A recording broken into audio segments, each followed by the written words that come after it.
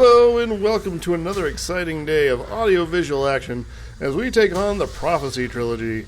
I am Buzz D'Muvees and joining me as always is Larry Larue. Thanks for being here, Larry. Always a pleasure, Buzz. Hey, weren't there 5 Prophecy movies?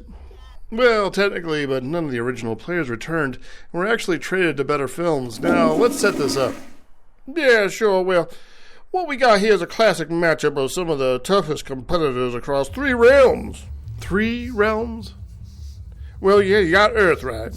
Heaven and Hell round out realms 2 and 3. And they're at war, let me tell you. Oh, absolutely.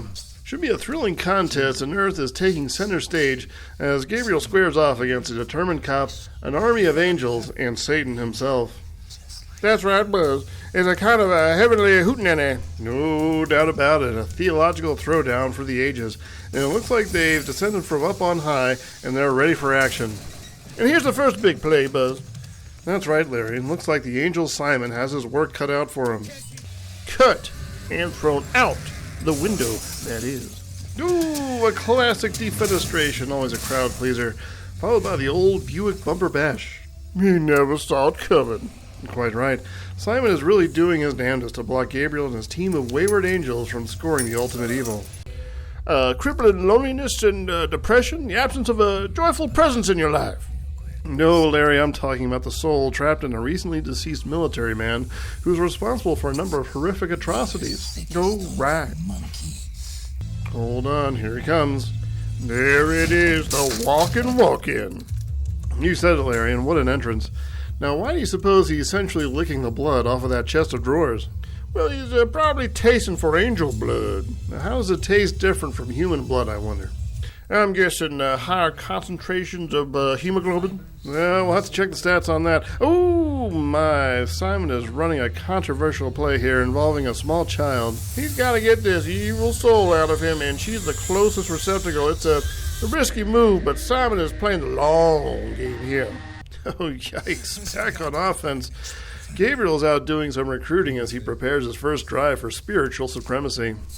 You think he'd learn how to navigate the human world in the 1,000-year off-season? He never actually learned how to drive, so he finds whatever dying human is around in a 500-foot radius to help him accomplish his nefarious deeds. Doing some cleanup there, Simon won't seem to budge from his defensive line down at the school. Well, after that last play, he should be court ordered not to come within 800 feet of a school or daycare facility. And Gabriel's really got him in a corner, and I don't like Simon's odds at this stage of the game. No, not at all, but the game continues as Dagget, the disgraced priest turned hard-boiled cop, subs in. He might not know it yet, but he's all that stands in the way of creating hell on earth. What a pickle. Now here's Gabriel impressing more children with his big shiny horn. Hey, whatever it takes to keep the ball moving down the field. Now, here's what we've been waiting for, the first real head-to-head with Gabriel and Dagget. Dagget had some previous experience with hand-to-hand combat when he teamed up with a small team of mutant turtles. Yeah, a few years before this, worked mostly with golf clubs and hockey sticks, I think. Those skills should be paying off here, but he may be a little rusty. Gabriel's a supernatural being with otherworldly powers. Granted, but he has a gun this time. And a car. Angels do not respond well to vehicular homicide, as we've seen.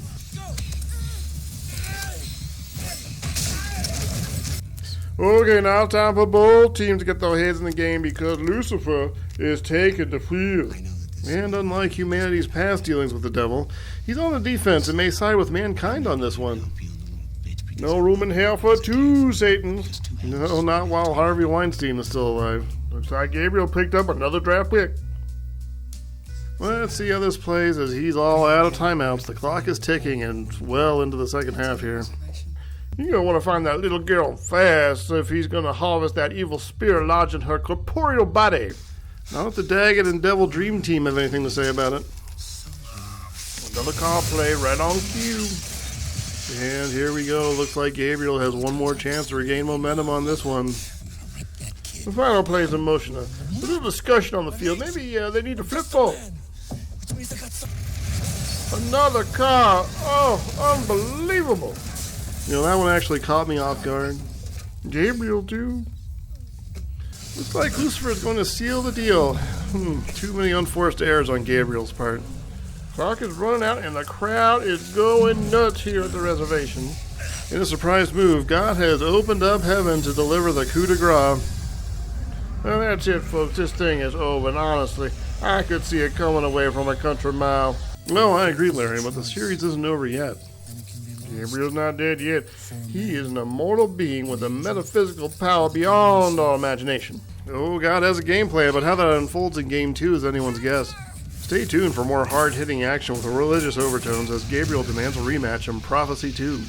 Will he seek forgiveness and serve the Lord, or conspire to take his vengeance out on the human race? Find out next time here on Cinema Center. And thank you, Larry, for being here. I love being part of the action. Thanks for having me, Buzz. You know, I thought the devil really had a chance of recruiting Dagget as a star MVP, servant of hell. And who says he failed? You see, once you turn away from God, it takes an act of pure faith to return to his divine grace. And a philosopher once said...